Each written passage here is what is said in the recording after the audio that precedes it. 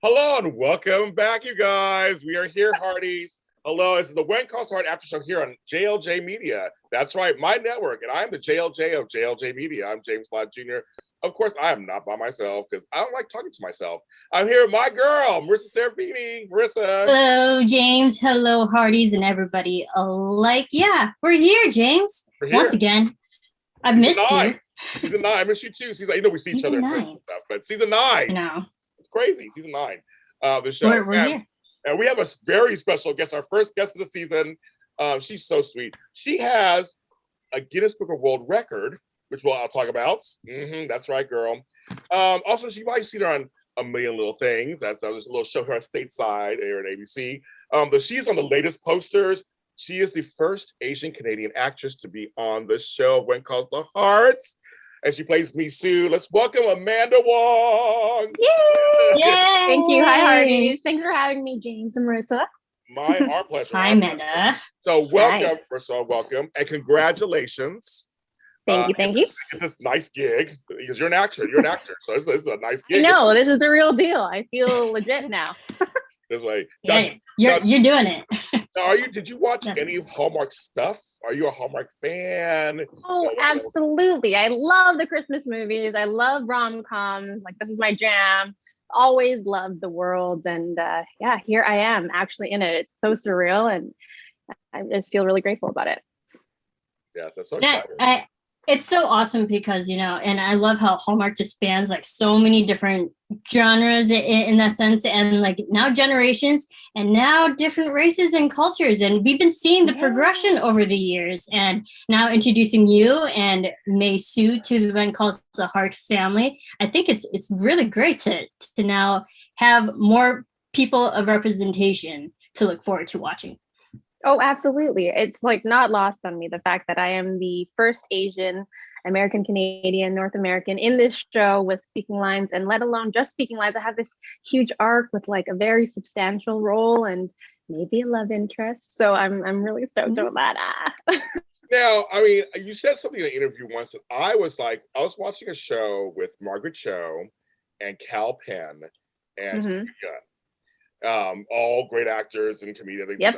And they were saying, and I think you mirrored it also, you've never seen yourself represented in period piece dramas and films. No. And I'm thinking, I think she's right. I don't think, and all the Merchant Ivory films in the past, all these things, I don't think so either. No, neither have I. No. So that's the thing. Like with When Calls the Heart in Vancouver, it's such a popular show, and everyone wants to be on the show that there are actually acting classes specifically to teach you how to do When Calls the Heart, the style of it. Yeah. And it's so ironic because I've never taken one of those classes because I never thought I would be on the show. Like you just don't see a lot of like Asian people in that time period. It's not that we were never there. We were there, but we just aren't a part of the storyline at all.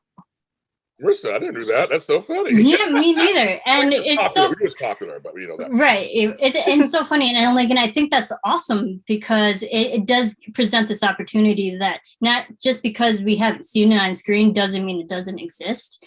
And I like to think that, over these last few years, James and I have always constantly half-heartedly joked, but am also serious that it's like we don't see people of African and Asian culture on the show.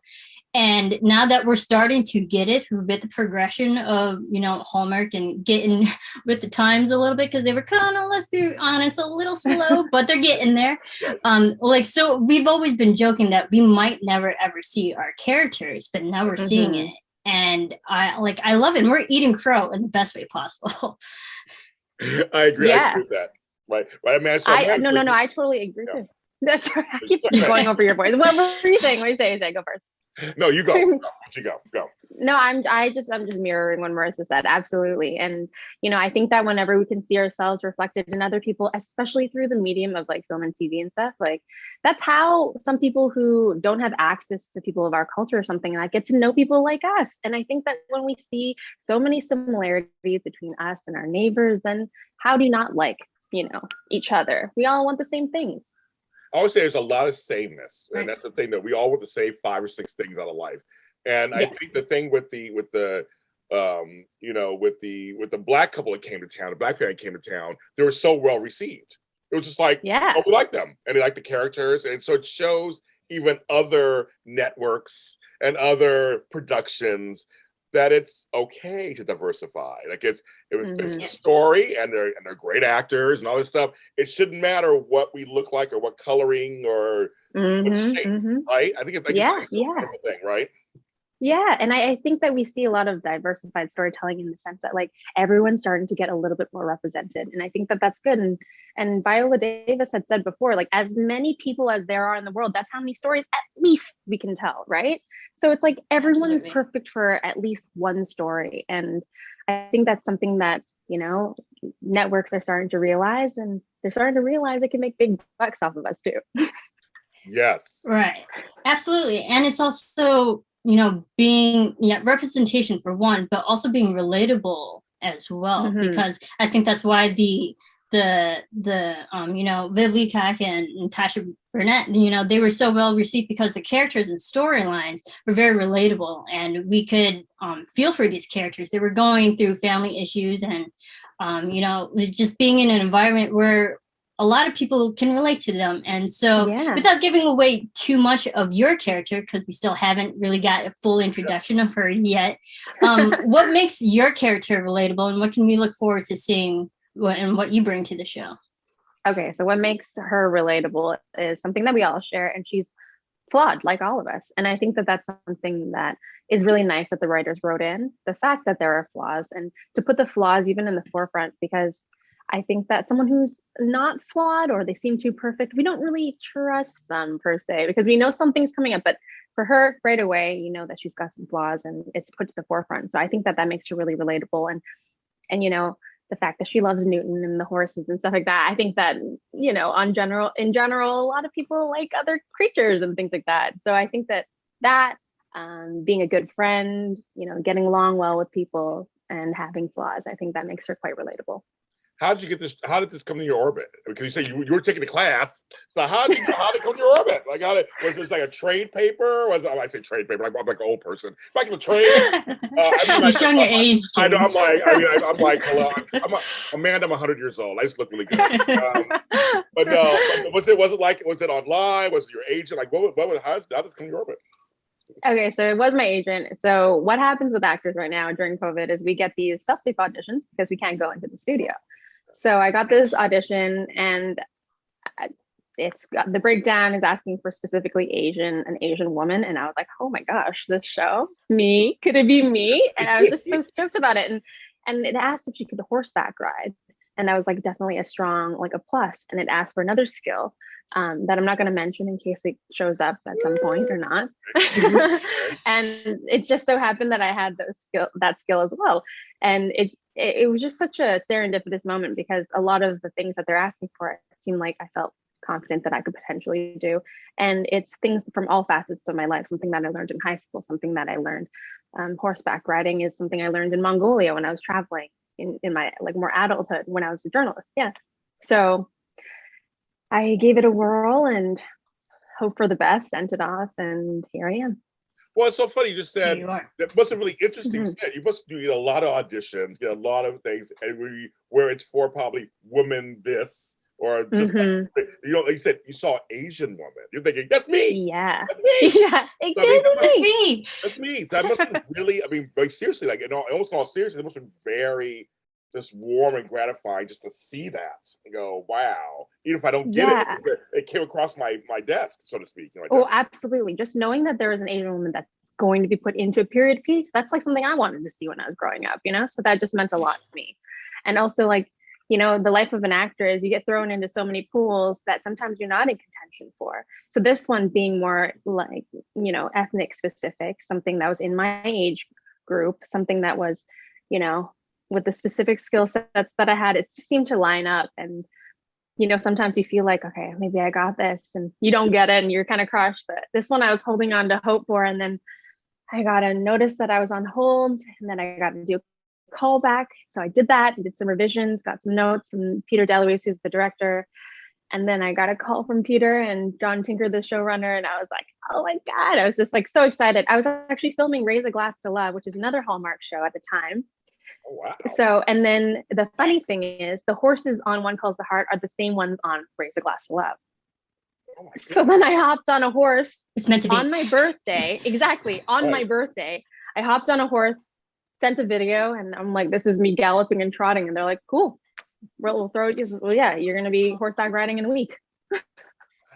I'm a horseback rider too. Wow. So I know I love horses.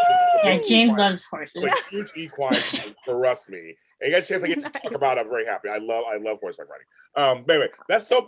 It's like everything just lined, like Mr. said, just lined up. Like you're just lined up. Right. Yeah. It definitely felt like something that was like more meant to be, and and it doesn't always feel that way. It doesn't always feel safe and secure in this industry, but that one felt good. Right. I bet. I mean, that's such an amazing feeling, especially coming onto such a well-established show after 9 seasons. And you mentioned that you were on hold for a little bit. So from getting the notice from your agent for the callback and being on hold, how long did that actually take? Because we've heard stories that were like, I had to be on set in 2 days, or Yes. I was waiting for a few months. So from beginning to the moment you got onto set, like, what was that turnaround for you? You know what? I'm not exactly sure the exact numbers, but I remember, so I got first the audition, and then I think within like a week I might have gotten put on hold. But then they said, actually, it's a callback. So it was weird because I thought I was like safer. I was like, oh, I'm on hold. So like, I'm one of the contenders, but they're like, no, now you got to do a callback. So I was like, okay, do the callback. You know what? No, don't fret. Doesn't mean you're not, you're still in the running. And then after that, I was on hold. After that, it just got sent in the abyss, and then I got a call. It was one of those, which is weird because the on hold came before the callback. And then I was filming in Kelowna, which is where the horses were for the Raise a Glass of Love. And then I came back, and then the next day after I came back, I went into a fitting because Barbara, who's amazing, has to make my clothes. Oh, wow. So she had to have a little bit of time, but she did that so quick. I think she had like a week to make my clothes. Wow. Yeah. So it is a fast turnaround. Yeah. Yeah. And it wasn't, the clothes aren't even like, off the rack. They, some of the shirts, some of the blouses were, but then they're like all taken in. All the skirts were like made from scratch, and then it wasn't just like a 2-piece wardrobe. I had to have a decent sized wardrobe that she just whipped together, and did a fantastic job. And I'm not going to reveal anything, but I have like a special item that I had to have made. And so she had to make that within a week for the first week of filming. Ooh. How about a well-oiled machine? That's a well-oiled machine there. I mean, obviously, he said they've been doing it for so long, he probably got it down. Like, come on in, girl. Yeah. Get in there. We'll figure out the rest. Yeah. She was holding up fabric, just fabric. Yeah. She's like, what do you think of these two together? I'm like, She's like, okay. It's a skirt.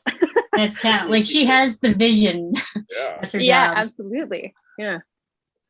How was, I mean, they say not getting away with the spoilers, but so it's a well-oiled machine there, isn't it? Speaking of just how well, so when you went on set, were you in awe of just how everything just clicked and worked? We've both been on sets. We've both done behind the camera. I've been in front and behind the camera.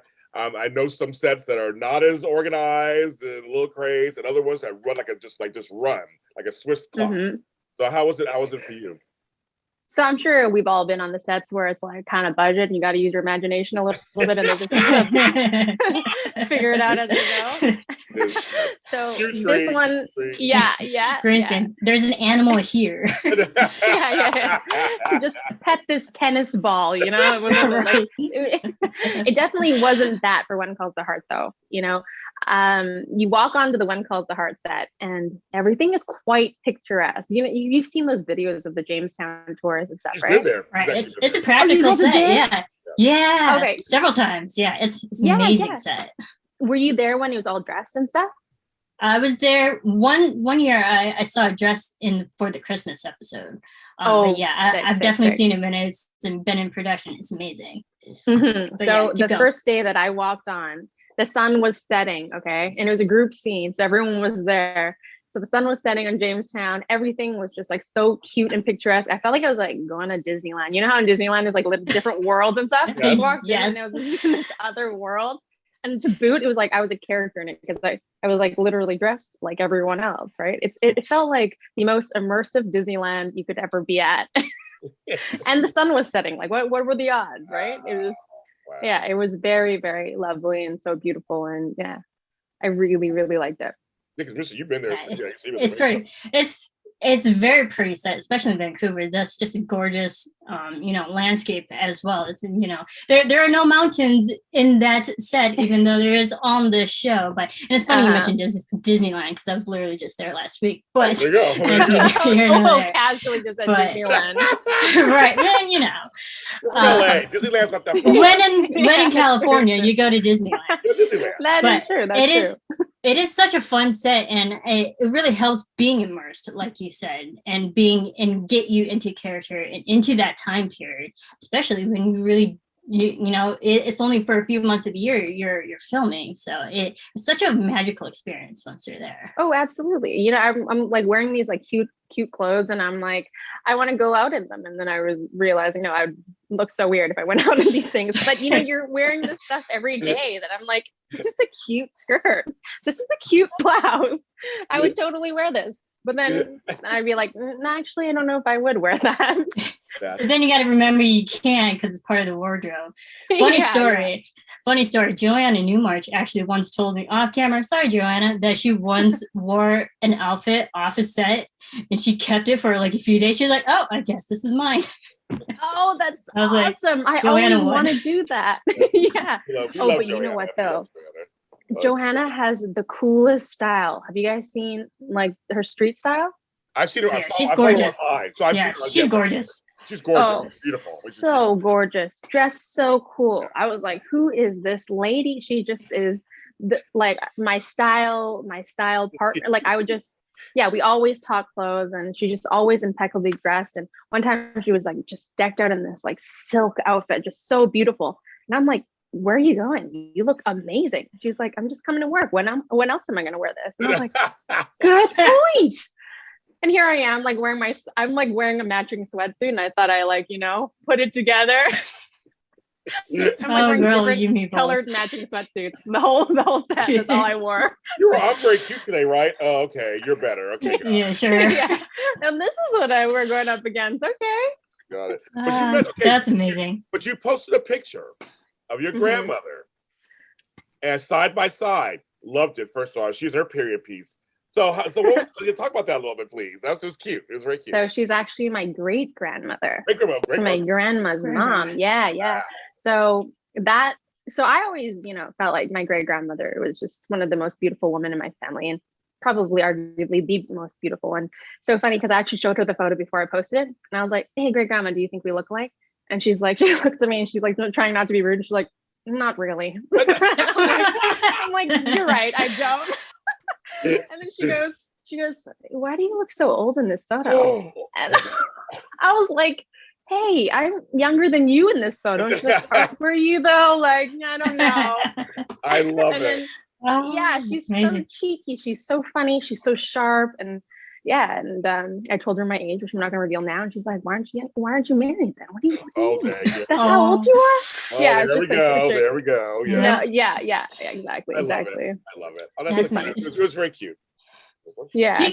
Speaking of family and Asian culture and whatnot, bringing it back to the show, is your family a big fan of the show, or like how did they take the news responding to you being a part of this? Okay, so my brothers are really excited. They never watched the show. They don't know it, so they don't know how huge of a freaking deal this is. Right. But big deal. I am waiting to tell my mom to surprise her. She doesn't know yet. Oh. She doesn't know. Yeah. Ooh. Yeah. So I know. Sunday. Is it like a good surprise? I know. I'm like, what are you gonna do? Like, so on Sunday, you're gonna be like, "Hey, girl, let's watch some TV." Like, what are you gonna do? No, that's the thing. I haven't planned it fully out yet. I don't you guys have to give me ideas. I don't know yet either.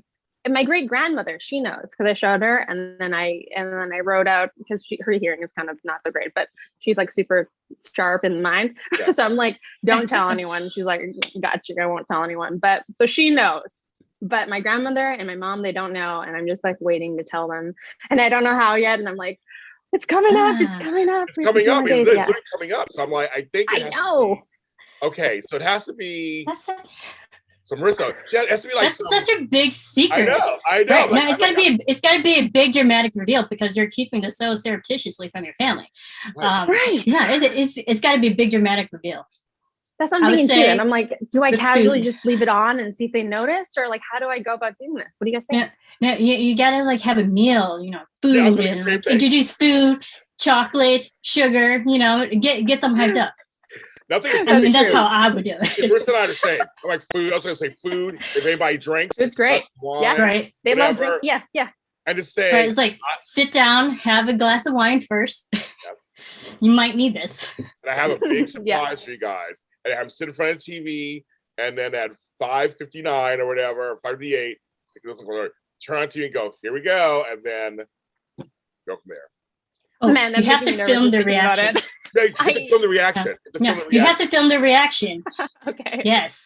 Yes, I'll film the reaction. I'm so nervous, and well, also because my mom doesn't follow me on Instagram or something that I don't think she really knows how to use it and stuff. So she doesn't know, and my grandmother obviously doesn't know how to use it either. So yeah, I don't.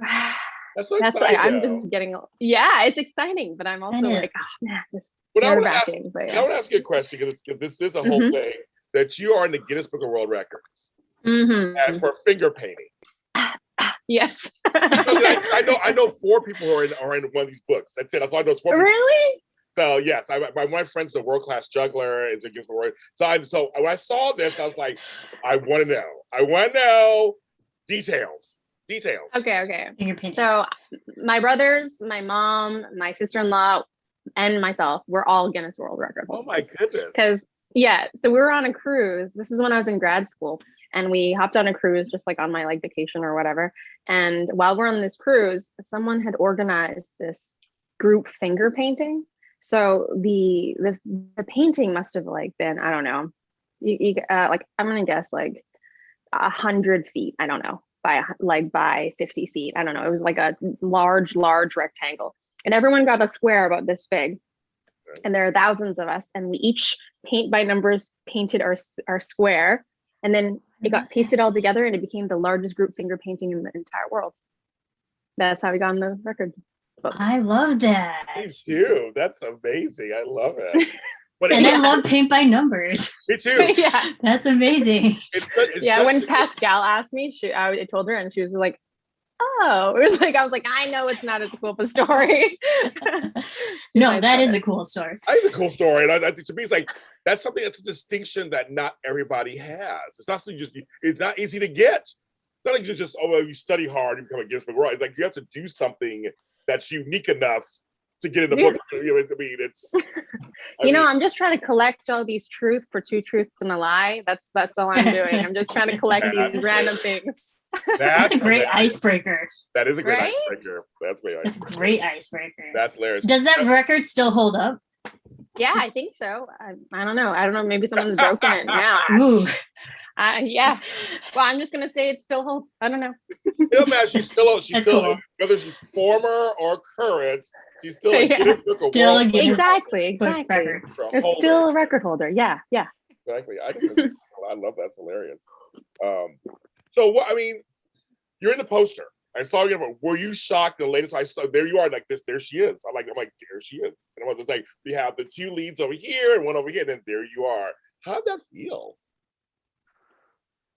Man, I was super shocked, and I remember, I think that throughout this whole, kind of lead up to the premiere, I've just been shocked in general. The first promo that came out, I just got I think it's around Christmas, I got an influx of followers, and I was like, what happened? And then I saw that I was tagged in this promo video, and I was like, wow. And no one had posted my name or anything. The Hardys just found me. So that was the first time I was shocked. And then to see the poster, I was shocked. And I was like, this is just like, such an honor, and can't wait to get that poster money one day. Marisa, she said the Hardys found her. Now we're not shocked. Oh, the Hardy. Oh, I know. I found you as well. I was like, oh, I gotta follow this woman. She's awesome. Even without my name, though, that's what I was just like so shocked about. And Well, Troy was like, I knew I recognized you. I had like, smaller roles in different things, and he was like, I knew exactly that it was you in these things. And I was like, that is amazing. What are the odds? there are some folks, we know this for a fact, who they watch a lot of television, they watch a lot of stuff, and they retain lots of information. Yeah. So they do. Right. They'll tell us on this show, no, Marissa, that was season 3, episode 2, scene 5. They'll remember it. Like, they seriously remember it. If you look it up, and they're like, they're right. Oh, absolutely. Dang, yeah. And it shows that just the Hallmark community in general, not just When It Calls the Heart, because yes, there are Hardy's fans, but they are fans of Hallmark. And there are so many other series and movies that Hallmark is constantly, playing. And like, you're also on Mystery 101, which love that because love Joe Wagner as well. So, it's like the fans are all over the place, not just When It Calls the Heart. Yeah, I've noticed that for sure. Now, you say you were doing another Hallmark channel, Raise the Glass. What was it called? Yeah, Raise a Glass to Love. What's that one about? That one is about like a sommelier. She's like tests, doing the highest wine test. Yeah, so that's my best friend in it, who is played by Laura Osnes, who's just the most lovely lady. And I'm her best friend, and I own a cafe, a bakery, and in Mystery 101, I own a cafe. It's very service oriented. I like that, cooking and stuff. And and it's funny, there's a scene where I burn a batch of like baked goods, and I freak out, and she like saves the day, so that's good. Were you ever in food service in real life? Have you ever had a food service job? Yeah, so my first job, I was a barista, and then I waited tables when I was in undergrad. And those are my main, before my journalism jobs, those are my career, or like my, things to pay for school. I tell all the time, I think everyone should do a food service or customer service job once in their life, retail or food service, because it teaches you a lot about the human experience, human behavior, and yourself. You learn a lot. I've done both. So back in the day, so I'm telling you, I've done both. Being as nice well. to others, being nice to people, time management teaches you a lot of transferable skills. That's for sure. So be nice to a customer service person. But speaking of transferable skills, and you mentioned, you have your history with journalism, and that's what you majored in, with minors in communication. Am I right? Yes. So actually, in undergrad, I got a major in communications, and then I double minored business and publishing, and then I got a Chinese certificate, and then I got a master's in journalism when I. Oh, so she's an underachiever. Okay, just check it. Yeah, no, she hasn't done enough. I got a double minor at the same time. I got this over here. Not just one, two. I'm sorry. Hey, my mom's a tiger mom, guys. You not gather that from how I'm going to do this review. Come on, I gotta step my game up. That's amazing. Congratulations, and that's really inspiring as well. So, being in journalism and like reporting, it's like you saw the world through a certain lens, but now being behind really in front of the camera, and now in acting, still in front of the lens, but looking at a different perspective.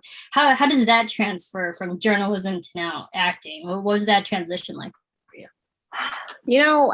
I think that I remember writing down one time when I first came back from Hong Kong, and that's where I was a journalist, thinking like the actors must have the hardest life because they dedicate their life to being somebody else so that other people feel understood or seen.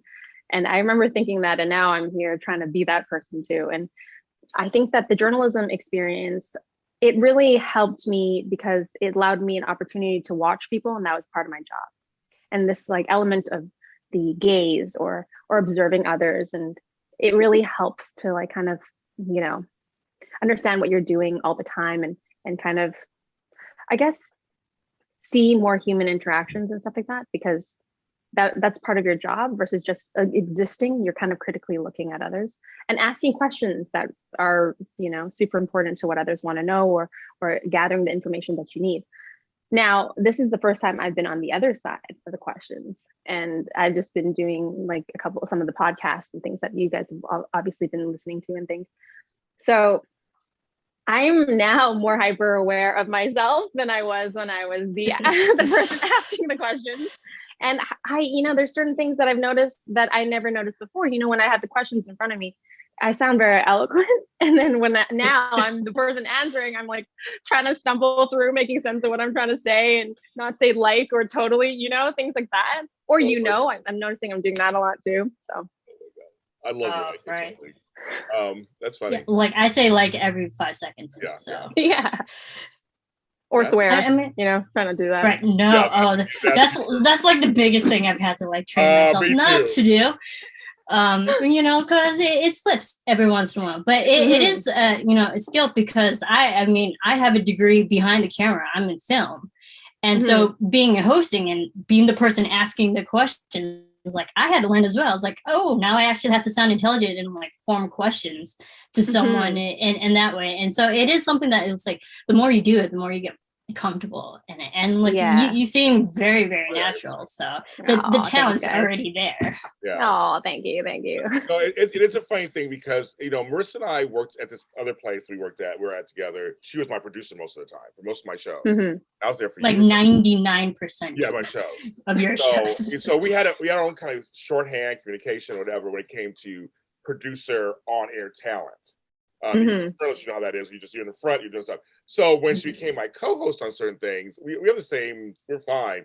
But I noticed for her, she had to ease into it a little bit. It's like, because now you're in front of everyone. The camera does not lie. There's two girls not lie. It catches everything. It shows everything. And you have to make the camera just a part of you. I always say, to me, I've always loved the camera. I never had a problem. I've never been shy as a person or anything ever. So, and I was. Like you had pulled me onto the camera. Yeah. But keep going, James. So I understand that what you both are saying. It's kind of weird being on one side. So now you can actually see both sides of it now. Both of you guys can see both sides of it now. And hopefully I'll make you better on each side. So now you know what we go through a little bit on this side. Yeah, for sure. You go through on that side of it. And so totally. it's a total interesting thing. I mean, it's all for business, right? It's just all business. It's just all you're selling a show. You're selling a character. Exactly.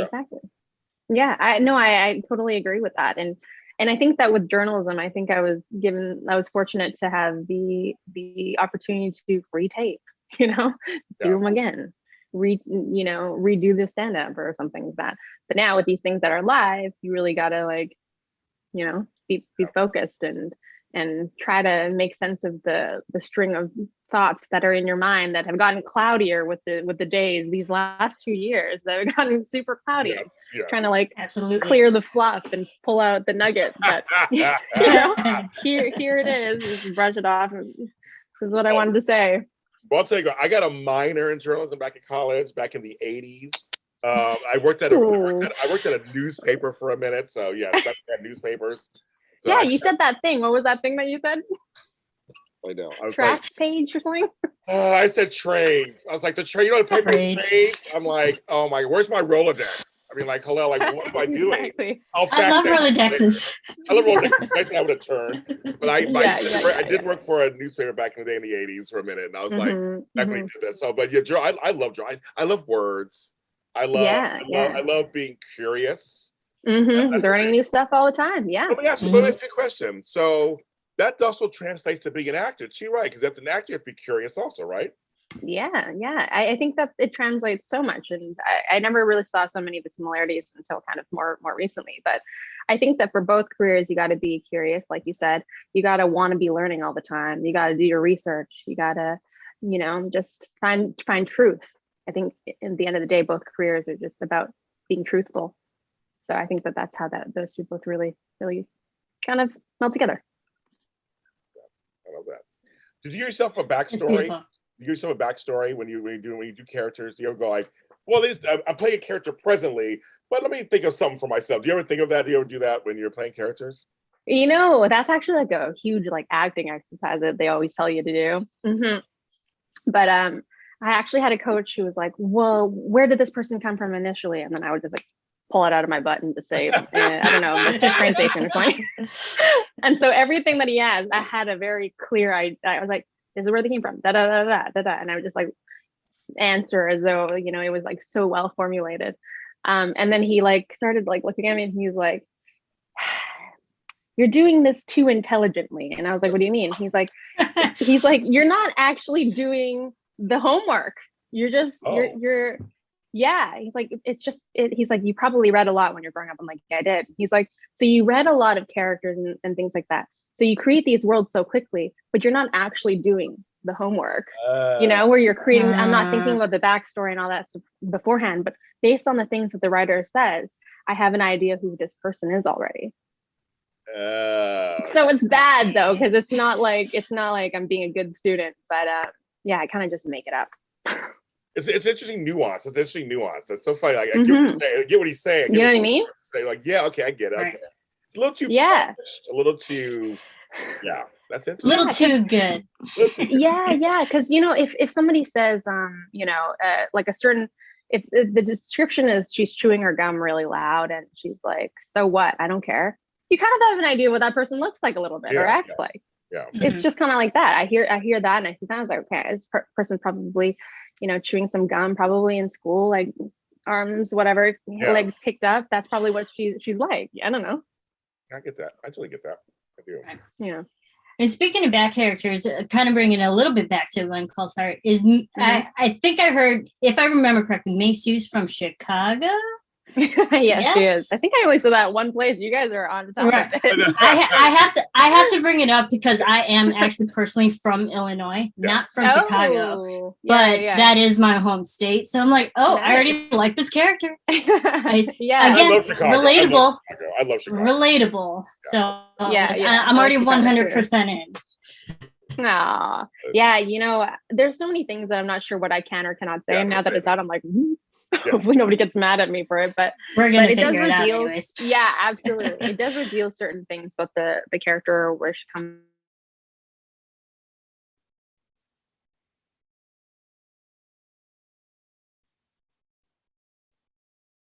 Bring it into my own, and I've said this twice, and I will say this third time to you guys, that if y'all bluff me, I will fall for it. If you're like, oh yeah, we heard that you did this and that. I'm like, oh yeah, I did that. And I'll just like go on about it. And you know what I mean? It's so hard keeping track. I don't know what's out and what's not. Well, we wouldn't do that here. We wouldn't. Thank you. Get you in trouble. Thank you. She wants to come back next season. Exactly. Yeah. We want gotta make sure she still has a job. We want Brian Bird yelling at us. We want everything good. Everything good. Thank you. As we wrap this up, I just want what would you like to say to the Hardys, since they'll be watching this and and looking and going, yay, it's a new person. What would you like to say to them? Hello, and thank you for welcoming me so much. And I love all the inspiring and kind messages you've all been sending me. And the question I've been getting the most is what's going on with me and Nathan. And I hope you guys like what you see. Tune in, folks. You'll find out. Yeah. Because I've joked with James, but if the Asian gets the Mountie at the end, then all these seasons of watching When Calls the Heart would be worth it. Yeah, we thought that would happen, I guess. I was like, if we get the Mountie, I'm for it. I'm for it. As my last question, being part of just the Hallmark community, and you've already been in like a lot of different movies and stuff. Are there any Hallmark co-stars you would like to collaborate with? Because I'm a true believer of if you say it out loud and you manifest it, it might come true. So are there anyone that like you're just like dying to work with? I've actually not gotten this question before or even really thought about it too much.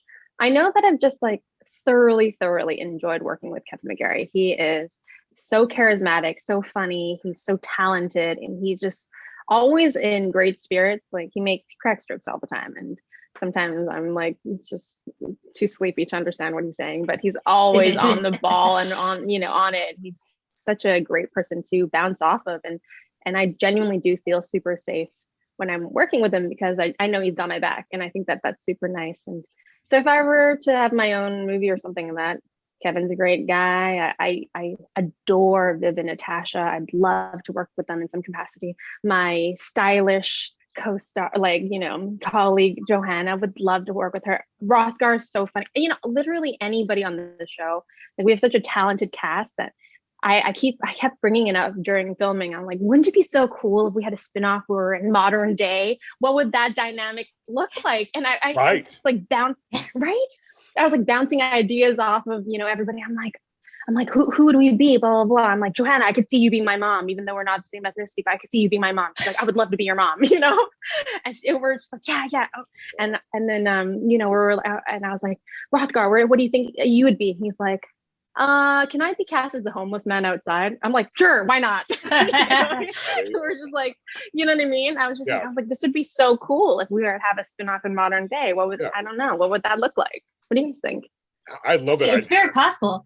Hallmark just had a Christmas movie. Every time a bell rings, there was a 3 siblings, sisters. One was Asian and had a Caucasian mother. It is very possible. Like, I'm adopted. I have Caucasian parents, so I know it's out there. Throwing it again into the ether, it could be possible. Right. I have Asian godparents. So that's see. my Japanese godfather and Chinese godmother. I have them. Oh, that's awesome. Yes, I was raised with them, so I have them. Yeah. Right. But I was like thinking, like, what would the dynamic be? Who would be friends with who? Who would be each other's best friends and stuff like that in like the modern day spin-off version?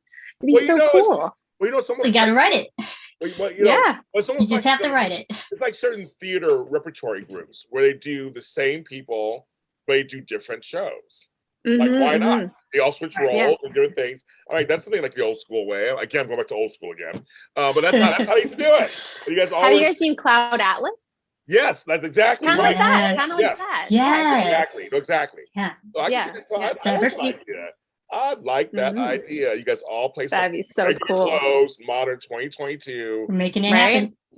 Very good. We're making it happen. Yeah. Now, one last serious question. Now being an inspiration to the, Asian generation and now an inspiration to me and a trailblazer, in and of yourself, like what advice would you give to those who are like starting off and like wish to pursue acting or, in the spectrum of what you've been doing now in these past few years? So like what advice would you give to the next generation who wants to be where you are? Right. I think that as someone who had very strict parents, it was definitely such a kind of like a little bit of a challenge getting into acting. So I can understand if someone is, of Asian descent and they're trying to go into this and they're apprehensive about the whole process. What I would say is I read this thing in a book and it says that people are very quick to stand in front of you when you're starting out. But when the ball is rolling, they're less likely to try to stop you. So I think that that's something that I've kind of like taken with me. And once the ball's rolling and you're making money, nobody cares what you're doing anymore. That's true. I love that. That's good advice for. So that was beautiful, Amanda, and we'll end it here. Thanks for your time with us. I mean, seriously, thanks. Anytime. This was so much fun. Yeah, you're welcome. I'll do this any Friday. What day is it today? Even Tuesday? One of those days. I think it's Tuesday. What day does it air? It'll be airing tomorrow, so folks are watching this next day. We did this night before, folks. So next day, Wednesday. Today is Wednesday. You guys are watching it. I love it. We're all busy. All three of us are busy doing things. Time is a construct. Exactly. Time is a construct. So, man, go ahead. Marisa. I was like, we'll have to have you back during the season when we actually get to see your character more. And now we understand, Mei Sou a little bit better. And now we can talk more with more spoilers. Yes. Oh yeah, I would love that. Absolutely. And let me know what you guys think of her. We will. No, we will. Trust me. You'll know. You'll know. Tell folks where they can find you on social media if they want to follow you. Well, I am on Twitter and Instagram as Amanda Wong, AMNDAWONG. And I love that spelling. I saw that on there. I love the spelling. And follow her. Give her some love. That's right. Hey. Serafini, where can they find you? Of course, they want to talk to you. Yeah, everyone can follow me at Serafini TV. I'll spell that for all the new people. It's SERAFINI TV. There you go. Yes. Now, the When Calls to Heart After Show is available audio and video. So if you want the audio version, go anywhere where you get your audio podcast, anywhere from iHeartRadio, Spotify to Apple or Google. And you can find us on this really simple When Calls to Heart After Show. Make sure it says JLJ Media, though. The other place is not. It's old episodes. You can watch those too. But look under JLJ Media. Like, follow, comment, rate, say stuff. Just say how much you like her. Say how much you like us. Just to do it. Aw. And then on YouTube, it's my online network, JLJ Media. So go ahead and like us there. Follow, subscribe, hit the little bell. And I'll tell you when new episodes are coming up of this wonderful show that we talk about. And you can follow me where all James Lott Jr.'s are sold at James Lott Jr. on all social media platforms, including TikTok. I'm there too. Everybody have a great week, and we'll see you when we're watching the show on Sunday. It premieres this Sunday on March 6th. Be there or be square.